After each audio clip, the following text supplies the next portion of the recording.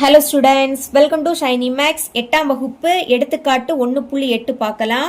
1/3 மற்றும் 5/9 ஆகியவற்றிற்கு இடையே ஒரு விகிதமுறு எண்ணை காண்க. அதாவது இந்த ரெண்டு பின்னத்துக்கு இடையே இருக்கக்கூடிய ஏதாவது ஒரு விகிதமுறு எண்ணை கேட்குறாங்க. சரிங்களா? ரெண்டு மெத்தட்ல சால்வ் பண்ணலாம். ஒன்று ஃபார்முலாவை யூஸ் பண்ணி சால்வ் பண்ணலாம், இல்லாட்டா பகுதி ரெண்டையும் ஒரே மாதிரி ஆக்கியும் கண்டுபிடிக்கலாம். சரிங்களா? நான் இதை ஃபார்முலா படி சால்வ் பண்ண போகிறேன். சராசரி கண்டுபிடிக்கக்கூடிய ஃபார்முலா தான். சராசரி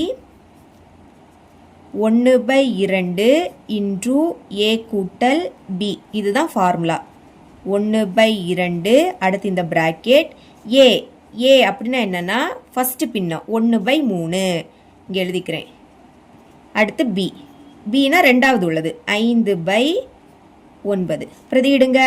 ஏயோட மதிப்பு என்னது 1/3, சென்டரில் ப்ளஸ்ஸு. அடுத்து பியோட மதிப்பு 5/9. இனி 1/2 அப்படியே எடுத்து எழுதிக்கலாம். பாருங்க, சென்டரில் ப்ளஸ் இருக்கு. இந்த மாதிரி ப்ளஸ் இருக்கும்போது பகுதியை நீங்கள் சேமாக்கலாம், இல்லாட்டா குறுக்கு பெருக்கல் பெருக்கலாம். நான் இங்கே பகுதியை சேமாக்க போகிறேன், அதுதான் ஈஸியாக இருக்கும். பெரிய என்னது 9. அப்போ இந்த 3 9 மாற்றணும். அதனால 3க்கு கூட எதை பெருக்க வேண்டியதாக இருக்கும்? 3 பெருக்கணும். 3 வாய்ப்பால் 9 வரும். சரிங்களா? அப்போ 3க்கு கூட 3 பெருக்குனா 9 கிடைக்கும். அடுத்து கீழே 3ஆல் பெருக்கினீங்கன்னா மறக்காம மேலேயும் 3ஆல் பெருக்கணும்.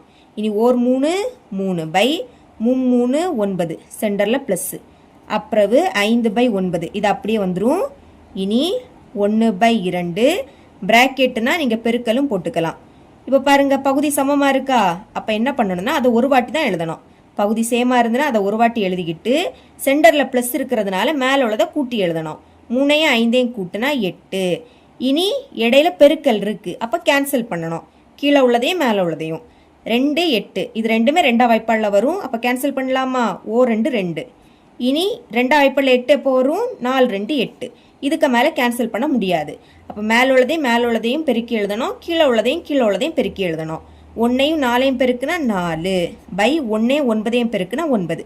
இதுதான் நம்மளோட ஆன்சர். இந்த மாதிரி தனியாக எடுத்து எழுதிருங்க. therefore 1/3 மற்றும் 5/9 ஆகியவற்றிற்கு இடையே உள்ள ஒரு விகிதமுறு எண் 4/9 ஆகும். இவ்வளவுதான் இந்த சம்.